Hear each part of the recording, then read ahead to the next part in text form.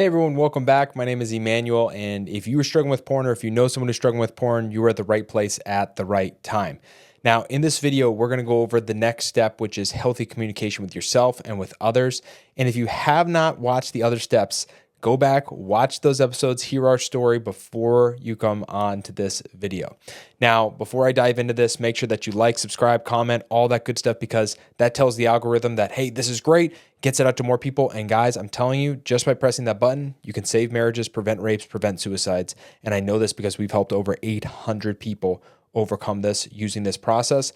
And we've heard that from people time and time and time again. So please, it's so easy. Just press one button. It can change the world. Okay. So let's go ahead. Let's dive into things. Healthy communication with yourself and with others. The line I want you to write down is: addiction dies in the light and it can only survive in the darkness. Now, you need to have open communication. This is the vulnerable part, the team vulnerable part. You need to have a team around you. You need to be vulnerable with them. And it's not just, hey, I watch porn and all this stuff. Great. Why are you watching porn? You need to be talking about what is going on and handling what's going on inside. Now, these people, of course, it's going to be your teammate, but it can also be friends and families, a pastor, whoever that person may be.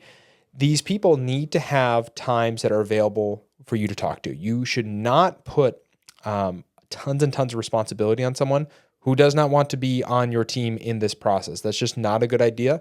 It's not good for anyone in the process. So you need to make sure that they want to be on your team. That's the first thing. But that teammate of yours, your spouse, if you're married, right? You need to realize a couple things.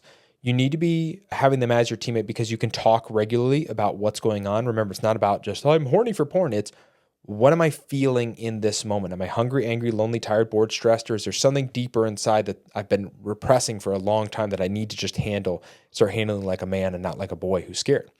So this person needs to be able to talk and talk openly. You might be saying, well, my wife is not there for me. Well, guess what? She's going through a lot of pain, a lot of struggle. You need to be there for her in the beginning. You may not be getting a lot of support, a lot of love, a lot of way to goes. You're not going to be getting that in the beginning. That's understandable because they're hurt, right? When you understand that, that's going to make things a lot easier, because that was one of the biggest mistakes I made in this process. I just said, Becca, you need to be perfect. You need to just be there for me. And we didn't have a roadmap as we went through this process. In time, Becca was there for me. She was so amazing, so critical for me overcoming this. But for me to put that on her was so unrealistic, was so awful, because I had hurt her so deeply. And then I want her to turn around and say, okay, now be there for me. No, it takes time. So realize there is a period where you both are going to be struggling, and that's okay. But the reason why you have to go through this process together is you need to have healing for each other. She needs healing as she's going through this process. You need healing as you're going through this process, and only you two can bring that healing that you ultimately need with your relationship that you have going on. Now, with all that being said, when you have these conversations, anytime something gets brought up, hey, I'm horny, I want to go look at porn. It's, hey, I'm just having a moment. Can we talk for a second? Yeah, what's going on? Are you hungry? Are you angry? Are you lonely? Are you tired? Are you bored? Are you stressed? What's going on? And then you talk about it, and then you handle that like a man and not like a boy who just runs away. I don't know why I'm horny. I'm just horny all the time. No, you're not. There's a problem. There's a pain going on inside. And when you start talking that through, it becomes so much easier and easier and easier. And then you can start to self-regulate better, and you just know yourself better. But in the beginning, you need to have lots of check-in points. You may have one at breakfast, one right at lunch, and one at dinner, or right before you guys go to bed. Just, how are you doing? How are you feeling? Just a check-in. Checking in. Not, are you horny all the time? It's just, hey, how are you feeling? Hey, you know what? This thing at work has really been stressing me out. And I've been noticing that I've been having a lot of these feelings when I'm at work. Hey, do you hate your job? I do hate my job. Hey, should you get a better job or a different job? I think I should. Hey, why don't you start applying for different jobs? That's a good idea. Boom. All of a sudden your life is turning around, and guess what? You no longer want to go to porn because you're not at that terrible, awful job anymore. This is about life. It's not about porn. And when you start to understand that, things become so much easier. Now, one of the other things I want you to understand, because I know sometimes people in this step are like, yeah, this all sounds good, but like, I can't bring this up to my wife because it's going to destroy our marriage and all this stuff. Porn destroys marriages. It does not save them. It increases infidelity by 300%, right? Whether you believe porn destroys your marriage or not, infidelity absolutely does that. So guys, it destroys marriages. It does not save them. Do not buy into those lies of the devil. There's nowhere in the Bible that God says it's okay to watch like porn and just keep it away from her if she's not like as horny as the women on the screen.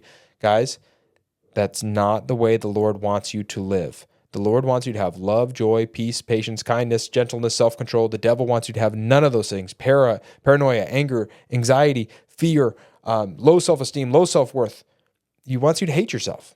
Guys, you don't have to live your life like that. Life can be awesome, but you got to be willing to take these steps. One of these steps is relearning the purpose of sex. Porn will teach you it's just this animalistic desire and this is just the way that you're wired. No, the way that you're wired is you want love, connection, and intimacy. And sex is just an overflow of those things. That's what your heart is truly crying out for. And that's why when you go to porn, you never feel satisfied. You're always feeling like, I want more, I want more, I want more. It never actually satisfies what you're looking for. When you have love, connection, and intimacy, it's like drinking fresh water for the first time since you started watching porn. Because I'm telling you, sex is not what you ultimately desire. It's love, connection, and intimacy. And I'm saying that over and over again because I need to start retraining your brain of what the purpose of sex is all about. So we talked about that healthy communication with others. In this next video, we're going to go over understanding addiction. I had always been told my whole life, Emmanuel, you have an addictive personality, but nobody ever told me, why do I have an addictive personality? They just said, yeah. When you understand addiction, it becomes so much easier to break these cycles before they even begin to start. So I can't wait to get into that with you. But before we jump into that next episode, like I said, go to teamvulnerable.com if you need one-on-one help, if you need resources, if you need whatever, we are here for you. Like and subscribe, comment, all that good stuff, because again, that helps more and more people hear this message of hope and freedom. So go out and go do those things. It's so simple. It's one tap of a button, make it happen. And like I said, you got to just keep following these steps. And if you do, you will find freedom. So we just went over healthy communication. We're going to go over understanding addiction. I'll see you in the next episode.